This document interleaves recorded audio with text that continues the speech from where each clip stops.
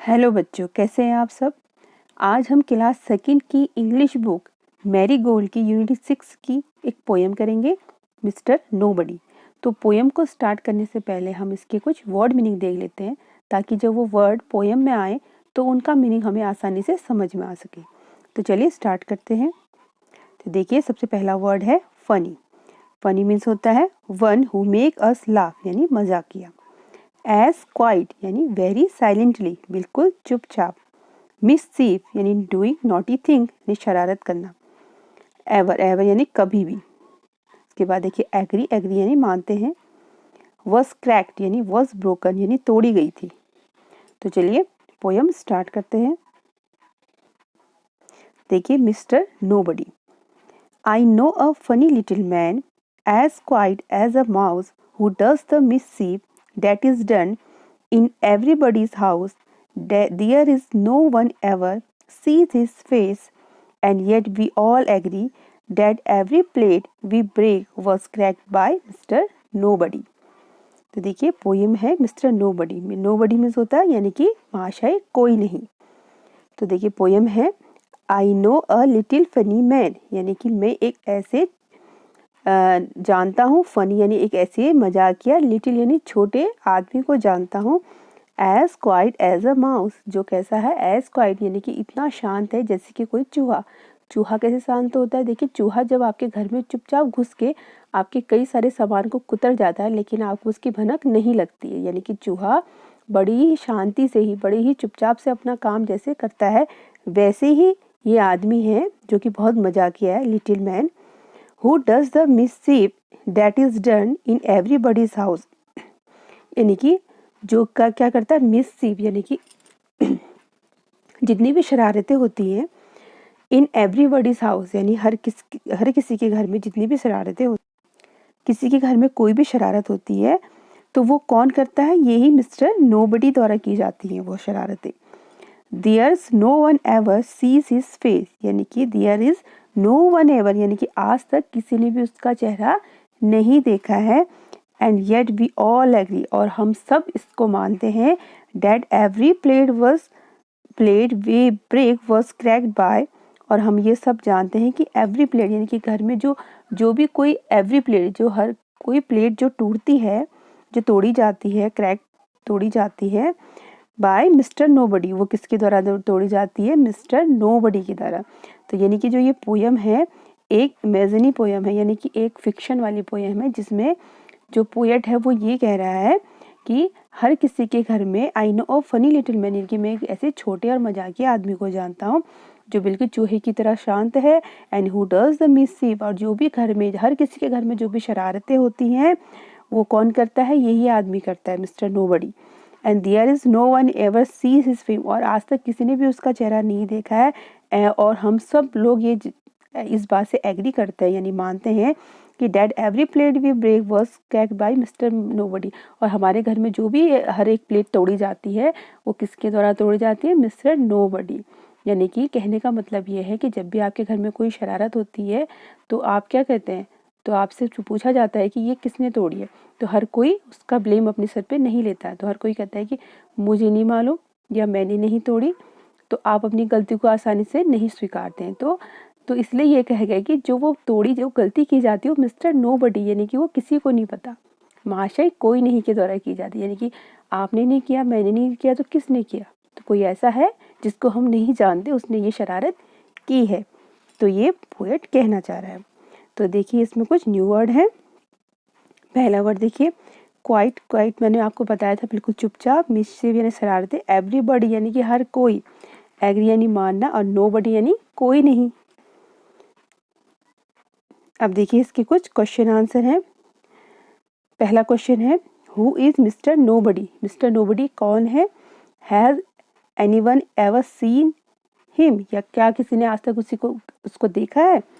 And there is a Mr Nobody in your house, क्या आपके घर में भी कोई मिस्टर नोबडी है। तो चलिए इनके आंसर हम कर लेते हैं। तो देखिए पहला क्वेश्चन था who is Mr Nobody, Mr Nobody कौन है।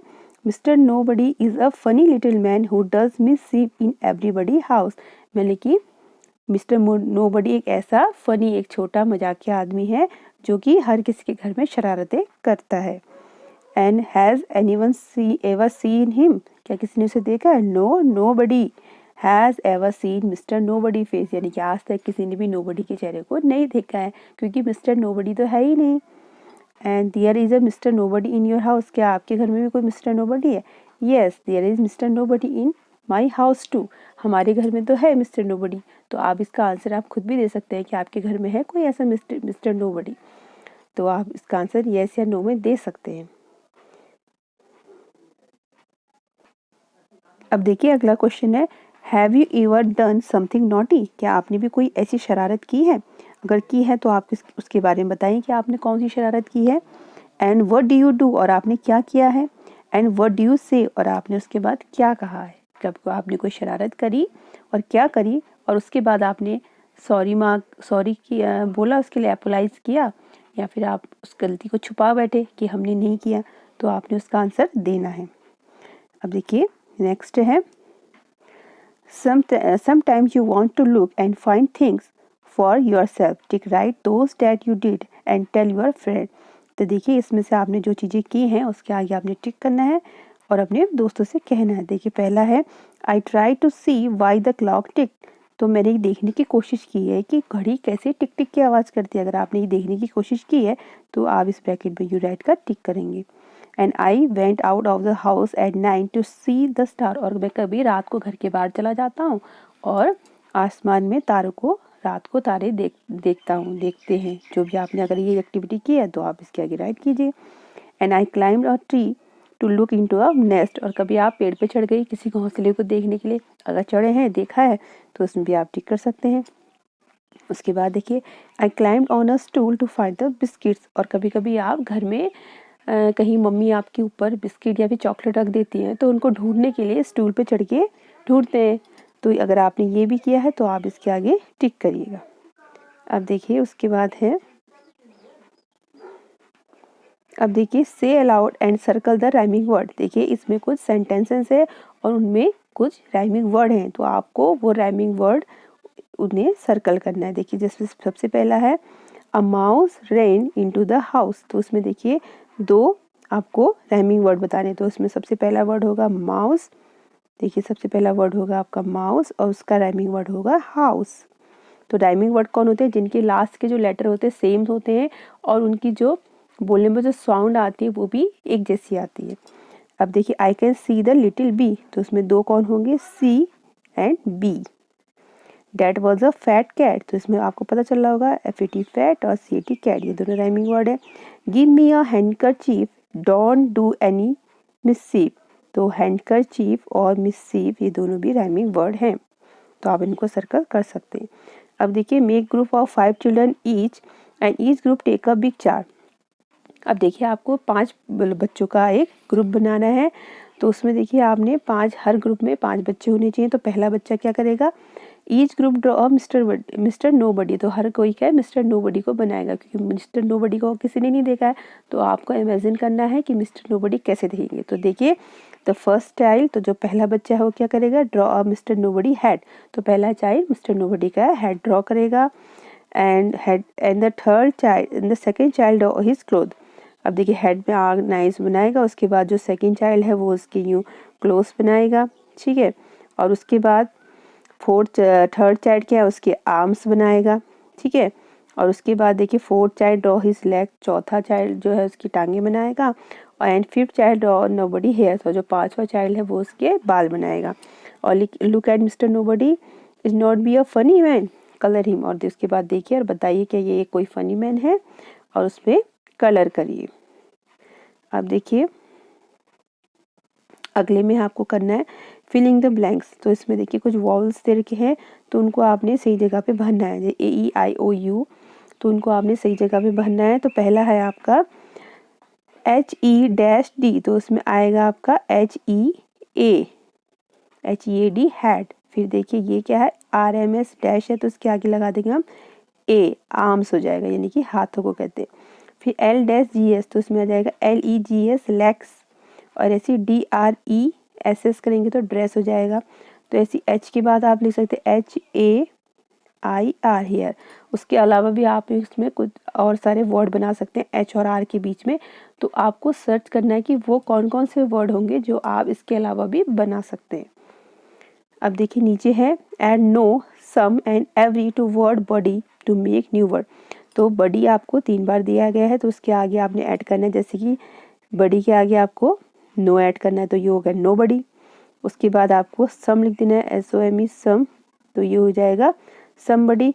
और ऐसे ही आपको इसके आगे एवरी लिख देना है, EVERY, तो ये हो जाएगा एवरीबॉडी।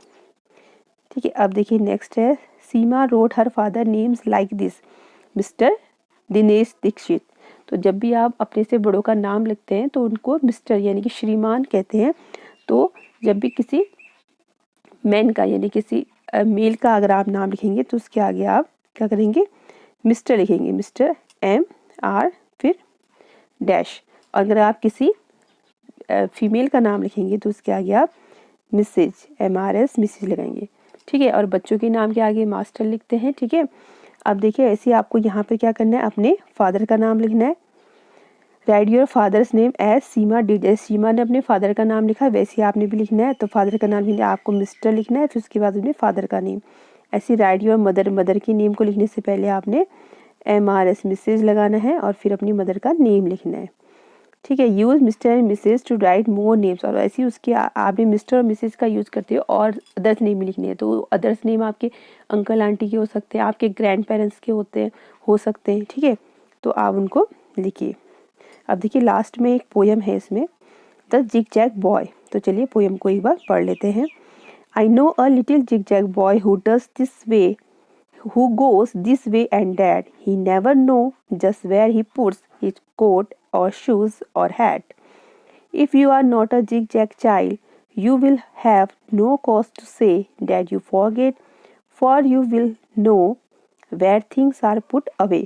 तो देखिए वो कह रहा है कि I know a zig zag boy, कि मैं एक ऐसे जिग जैग बॉय का जानता। जिग जैग माने होता है देखिए जैसे जिग जैग लाइन होती है जो ऊपर नीचे चलती हैं। Who goes this and this way and, जो कि इधर उधर होके ऐसे इधर उधर होके चलता है, जिग जैग में चलता है।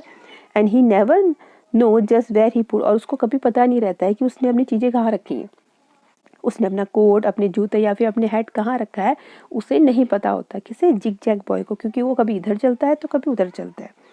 ठीक है, अब देखिए बोला है if you are not a zig zag child, अगर आप एक जिग जैग चाइल्ड नहीं है, you will have no cause to say, तो आपके पास कोई ऐसा कॉज है, कोई ऐसा कारण नहीं होना चाहिए ये कहने का कि that you forget, for you will know, कि आप भूल गए हैं या आपको पता नहीं है कि where things are put away, कि आपने अपनी चीज़ें कहाँ रखी है या फिर कहाँ रखनी है। ठीक है, तो ये थी आपकी लास्ट पोएम। तो उसके बाद देखिए लास्ट में आपका क्या है, लेट्स प्रैक्टिस। तो यहाँ पर आपके कुछ वर्ड हैं जिनको आपने यूँ कॉपी में अपनी टेस्ट करना है और इनको फिल करना है, जैसे quite, agree, mouse, break, plate, zig zag. ठीक है, तो इसके साथ ही आपकी ये पोएम कंप्लीट हो गई है। आई होप आपको ये पोएम पसंद आई होगी। अगर आपको ये पोएम पसंद आई है तो प्लीज़ चैनल को लाइक कीजिएगा, सब्सक्राइब कीजिएगा और शेयर कीजिएगा। तो मिलते हैं नेक्स्ट वीडियो में, तब तक के लिए बाय बाय।